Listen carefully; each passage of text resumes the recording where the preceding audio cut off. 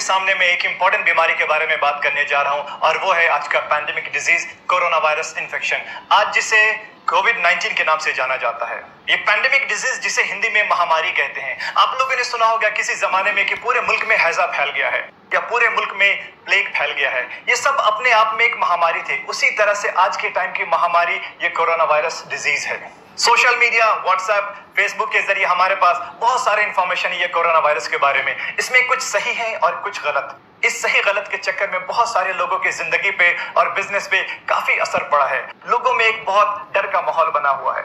लोगों को लगने लगा है कि अगर उनको ये इन्फेक्शन हो जाएगा तो उनका मरना पक्का है, जबकि ये बिल्कुल गलत बात है। ऐसे सिचुएशन में मेरी जिम्मेदारी है कि मैं आपके सामने सही इंफॉर्मेशन दूं और गलत बातों से आपको सावधान करूं। आइए समझते हैं इस वायरस के बारे में। जो सबसे पहला केस दुनिया के सामने आया वो वुहान शहर से, जो चाइना में पड़ता है। जब आउटब्रेक हुआ था तो उस टाइम कुछ लोग वहां पे गए हुए थे, कुछ लोग बिजनेस के लिए, कुछ एजुकेशन के लिए और कुछ लोग घूमने के लिए। सेम टाइम पे जब वो वापस आए एक मुल्क से दूसरे मुल्क से तीसरे मुल्क, और इस तरह से पूरी दुनिया में ये इन्फेक्शन फैलता गया। सबसे पहला सवाल कि ये बीमारी फैलती कैसे है। आपको बता दो, ये बीमारी क्लोज कांटेक्ट से फैलती है, सांस के जरिए। ये एक रेस्पिरेटरी डिजीज है। ये वायरस हमारे नाक से होते हुए सीधे लंग्स में पहुंचता है। आप इस वायरस के स्ट्रक्चर को देखिए, इसमें कुछ स्पाइक्स जैसे नुकीली चीजें हैं और सामने हमारे लंग्स का फोटो देखिए, कितने ब्रांचेस बने हुए। ये वायरस सीधे नाक के रास्ते से होते हुए हमारे लंग्स में जाता है और आसानी से चिपक जाता है। ये वहीं पे मल्टीप्लाई होता है, उसके बाद से नुकसान पहुंचाना स्टार्ट करता है। तो यहाँ पे साफ मतलब है कि जो ज्यादातर सिम्टम्स हमारे पास में आते हैं वो लंग्स से रिलेटेड होते हैं। और ये वायरस अगर आपके खाने के साथ पेट में जाए तो पेट में एसिड प्रोडक्शन होता है खाना पचाने के लिए, जिससे ये वायरस मर जाता है। तो इसका मतलब ये हुआ कि खाने से ये वायरस नहीं फैलता है। एक बहुत बड़ा कंफ्यूजन है लोगों में कि क्या नॉनवेज खाने से भी ये वायरस फैलता है। मैं आपको बता दूं, बिल्कुल नहीं फैलता है।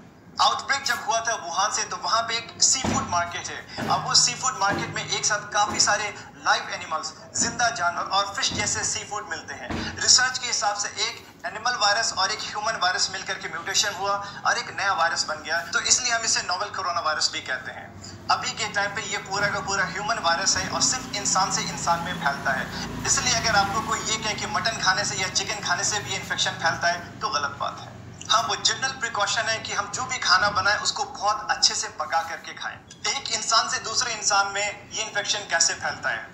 आप मान लो ये इन्फेक्शन मुझे हो चुका है और मुझे खांसी होना स्टार्ट हो चुका है, तो मेरे खांसी करने के दो तरीके होंगे। एक तो मैंने हवा में खांसी किया और दूसरा मैंने अपने हाथों पे खांसी किया। दोनों कंडीशन में मैं ये इन्फेक्शन एक दूसरे को फैला सकता हूँ। अगर मैंने हवा में खांसी किया तो मेरे मुंह से वायरस निकला और वो 1 से 1.5 मीटर तक जाकर के नीचे चला जाएगा। उस बीच में अगर मेरे अगल बगल में कोई है तो उसके हाथ पे चिपक जाएगा वायरस या उसके मुंह पे लग जाएगा ये वायरस। अगर मैंने अपने हाथ पे खांसी किया और मैं अपने घर पे बैठा हूं तो मैंने पानी पीने के लिए जग को टच किया, फ्रिज खोला या किसी भी सामान को टच किया, और अगर मैं बाहर जाने के लिए निकलता हूं तो मैंने लिफ्ट को टच किया या किसी भी चीज को मैंने टच किया, उस बीच में कोई दूसरा इंसान आकर के उसी सेम चीज को टच करता है, तो ये हमारी नॉर्मल आदत होती है कि हम लोग अपने हाथ को बार बार अपने मुंह पे लगाते हैं, नाक को टच करते हैं, आंख को भी टच करते हैं। तो इससे आसानी से ये इन्फेक्शन उस इंसान को भी हो जाएगा। नाक पे वायरस गया, नाक से होते हुए सीधे लंग्स में चला जाएगा। लोगों में ये भी कंफ्यूजन है, ये वायरस हवा में भी उड़ता है क्या। आपको बता दूं कि ये वायरस हवा में नहीं उड़ता है। आपको जैसे मैंने बताया कि मैंने खांसी किया तो मेरे मुंह से वायरस निकल के 1 से 1.5 मीटर तक जाकर के नीचे चला जाता है, तो ये वायरस हवा में नहीं उड़ता है। अब किसी को ये इन्फेक्शन हो जाए तो क्या क्या सिम्टम्स आएंगे, यानी कि मरीज के अंदर लक्षण क्या क्या होंगे,